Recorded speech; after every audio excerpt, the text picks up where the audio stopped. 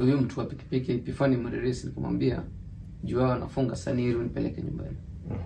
Ile sehemu ulikuwa unaenda sasa nikapata inafungwa. Yeah. Nikamwambia nipeleke nyumbani. So nikaingia kwa pikipiki, Brian akasema nisaidie. Na masoja wakasema kama unamjua unaweza kumsaidia. So nikamsonga kwa bike akaingia nyuma yangu. Tukaenda tukafika Gashirage Junction. So nilikuwa nataka kudivert kwenda nyumbani. Na unfortunately Brian alikuwa anaenda different direction. So nilikuwa nataka kumwacha hapo, lakini venye alikuwa mlevi tena akasema naomba mnisongeshe mnifikishe mahali fulani. Msonge mbele kidogo. Songe mbele kidogo. Okay. Nikamwambia bodaboda tusonge, alafu turudi unipeleke home. So after tumesonga tumefika mahali alituambia, akashuka tu pikipiki, and then mtu wa pikipiki kumwitisha fare, akaanza tu kukimbia.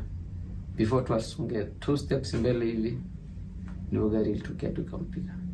Kamgongo ukitazama Hivi tu mbele yangu tu. Ilikuwa ni gari na gani? Gari Canter ilikuwa white. Canter nyeupe. Yeah.